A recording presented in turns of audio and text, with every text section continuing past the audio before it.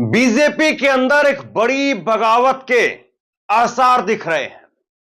Gujarat lobby, उसके साथ में एक ऐसी टक्कर बीजेपी के अंदर दिखाई दे रही है कि उसमें मंत्री और विधायक मोहरे हैं, या मंत्री और विधायक जो बात कह रहे हैं उसके तार कहीं और जुड़े हुए हैं। इस बात को जरा गहराई से समझिए। उत्तर प्रदेश के अंदर भाजपा के ही विधायक वो खुले तौर पर कह रहे हैं कि हमारी सरकार के अंदर 50,000 गाय रोजाना कट रही है। कितना बड़ा बयान है ये। लेकिन इस बयान को, इस खबर को कहीं किसी चैनल पर नहीं चलाया गया। 50,000 गायें भाजपा की सरकार में, योगी आदित्यनाथ की सरकार के अंदर रोजाना कट रही है। बहुत बड़ी बात है ये।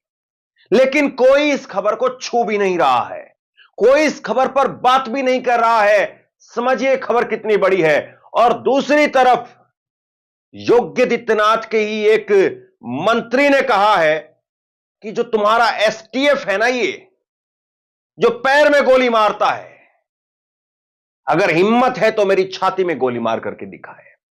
उत्तर प्रदेश में ना जाने कितने लोगों को, और खास करके उसमें बड़ी संख्या में मुसलमान हैं, जिनके हाफ एनकाउंटर और एनकाउंटर कर दिए गए, मौत के घाट उतार दिया गया।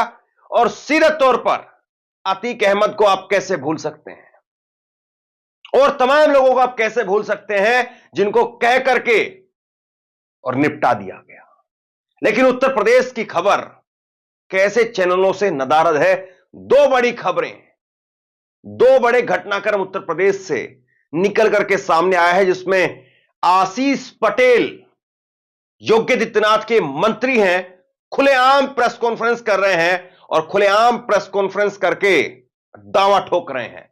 और दूसरी तरफ गाजियाबाद, दिल्ली से सटे हुए गाजियाबाद के अंदर विधायक नंद किशोर गुज्जर वो कह रहे हैं कि मेरी हत्या भी करवाई जा सकती है। 9mm की 25 पिस्तौल खरीद ली गई है, 25 बंदूकें खरीद ली गई है। दोस्तों, अपने आप में एक ऐसी खबर हो जाती है ये, जिस खबर पर विस्तार से न केवल बात होनी चाहिए, बल्कि इस खबर की तह में जाकर के यह भी समझना चाहिए कि आखिरकार इनको ये हिम्मत, ये ताकत कहां से मिल रही है। कहां से योगी आदित्यनाथ के खिलाफ उत्तर प्रदेश में ही खड़े होकर के ये मंत्री, ये विधायक कैसे खुलेआम हुंकार भरने का काम कर रहे हैं। इसके पीछे क्या गुजरात लॉबी है, और वो गुजरात लॉबी योगी आदित्यनाथ को निपटाने में लगी हुई है। खबर एक और बड़ी मैं आपको बताने वाला हूं। सरकारी प्रवक्ता, उन्होंने मोदी जी के उस बयान को पलीता लगाने का काम किया जिसमें वो कह रहे थे ना कोई घुसा हुआ है ना कोई घुसा है। और अब वो कह रहे हैं कि चीन ने हमारे 2 गांव, जो हमारी सीमा के पास में 2 गांव बना लिए हैं। बहुत बड़ी खबर है। लेकिन सबसे पहले गाजियाबाद, दिल्ली से सटे गाजियाबाद से शुरुआत करते हैं। क्या कह रहे हैं भाजपा के विधायक नंद किशोर गुज्जर आपकी स्क्रीन पर। नंद किशोर गुज्जर कह रहे हैं, ऊपर से सब बता रहे हैं कि राम राज चल रहा है, ये नरक हो रखा है। नरक कोई सुनने को तैयार नहीं है। अगर ये सरकार मेरी न होती, समाजवादी पार्टी यानी सपा की सरकार होती, तो मुख्यमंत्री के घर में भूस भर देता। मेरे जिले की महामंत्री का रिपोर्ट दर्ज नहीं होगी, ईंट से ईंट बजा दूंगा मैं इस जिले में। अगर ये सरकार मेरी ना होती, सपा की होती, तो अधिकारी कितना बड़ा मुख्यमंत्री होता, भूस भर देता घर में मैं मुख्यमंत्री के में।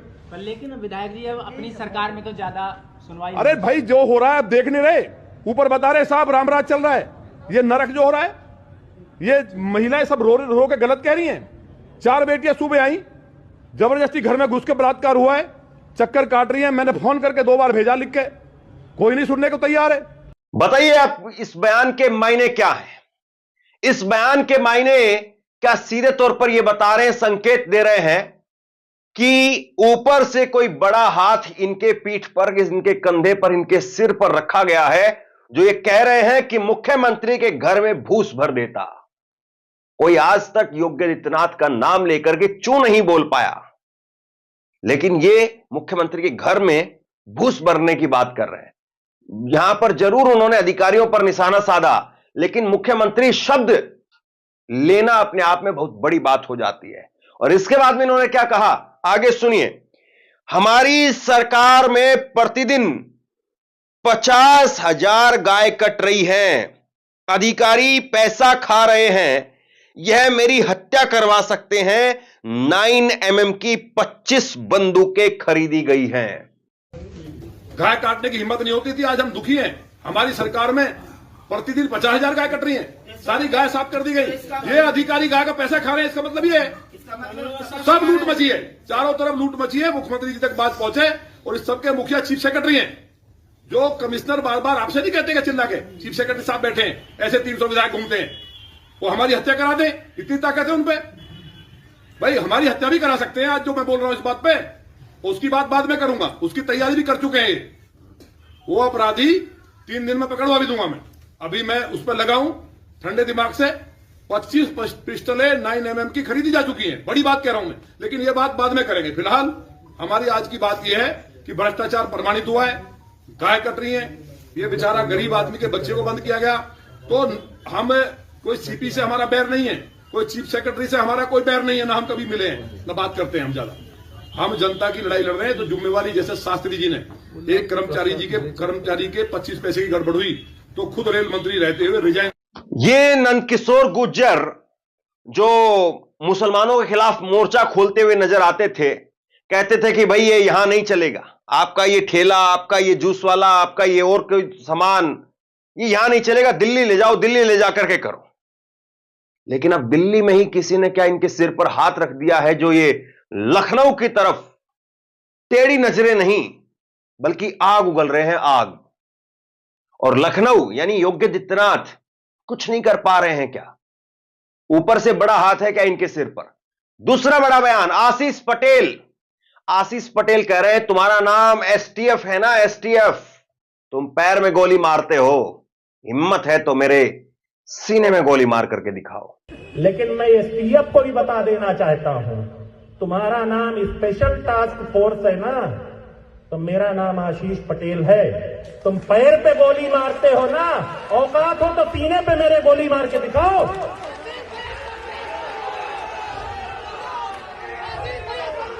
और इसके बाद में आशीष पटेल और अनुप्रिया पटेल केंद्र सरकार में मंत्री हैं, मोदी जी के पास साथ में।